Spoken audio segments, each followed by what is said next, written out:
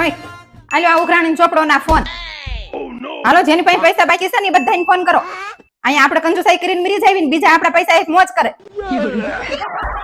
अब देख तू अब तू गया बेटा अब तू गया देख અબે સાલે તું પૈસા ક્યારે આપવાનો? ઓય ધીમે બોલો ધીમે એવા અપશબ્દ બોલીને પૈસા નહીં કાઢે કોઈ મીઠી મારીને પૈસા કઢવી લેવાય અરે મારો સાળો છે તો સાળો જ કહું ને, તારો ભાઈ જ છે, સૌથી વધારે પૈસા તેની પાસે છે. એટલે હું પણ હું ધ્યાન કરે આવું ઉઘરાણી બુક લઈને બેસી જાઉં. ઓય હું તમને કહેતી આ હાથે માઠી માં આવે છે ને તે બધાય ફરવા જાય ચાલો ને આપણે ક્યાંક જાવી. અરે હું એ જ વિચારતો કે ફરવા જઈએ. બોલ ક્યાં જઈશું? रुको जरा એ જ્યાં તમે કહો ત્યાં. सबर करो તો છે ને આપણે શિમલા મનાલી જઈએ. એ પણ સિમના મનાલી અત્યારે ન જવાય, ઉનાળે જવાય. તો આપણે છે ને લંડન જઈએ. લંડન ના હો લંડન છેક ન જવાય હો, મને તો વિમાનમાં બહુ બીક લાગે. કઈક નજીકનું ગોતો ને. તો આપણે જુનાગઢ જઈએ. તો એ જુનાગઢ નો ગિરનાર રહ્યો ને એ તો બહુ ઊંચો છો, માથી નહીં ચડાય, ત્યાં નથી જાવું. એ બાપા તારે જાવું છે ક્યાં એમ કે ને? એ તમે જ્યાં કહો ને ત્યાં.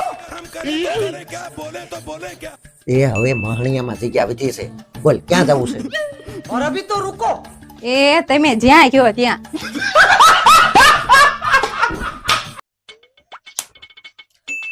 એક સવાલ પૂછું તને. એલા પૂછો ને, હશે હશે ઓવર કોન્ફિડન્સ લાગે છે. તમે સવાલ પૂછો ને. તો મારો સવાલ એ છે કે 500 રૂપિયામાં લીધા અને 400 માં વેચી દીધા તો કેટલો ફાયદો થયો? એ ફાયદો ન થાય એમાં નુકસાન જાય. 100 રૂપિયાનું નુકસાન થયું સામુનું. કેવી રીતે નુકસાન? रुको जरा 500 માં લીધા અને 400 રૂપિયામાં વેચી દ્યો તો 100 રૂપિયાનું નુકસાન ગયું સામુનું. હજી વિચારી લે. એમાં શું વિચારવાનું હોય, સીધું નુકસાન દેખાય. પાન ખાવાનું 500 રૂપિયામાં લીધા અને 400 માં વેચી દીધા, 300 રૂપિયાનો ફાયદો થાય. આવી છે 100 રૂપિયાના નુકસાન વાળી.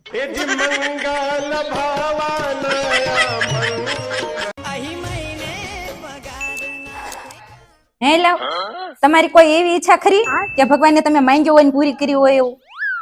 એક ઈચ્છા હતી, ભગવાને પૂરી કરી દીધી. એમ? એવી કઈ ઈચ્છા વળી?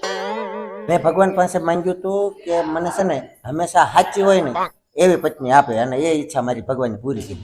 એ તમારી સાચી વાત હો, હું હંમેશા સાચી જ હોય. હા તું હંમેશા સાચી જ હોય અને હું દરેક બાબતમાં ખોટો જોઉં છું.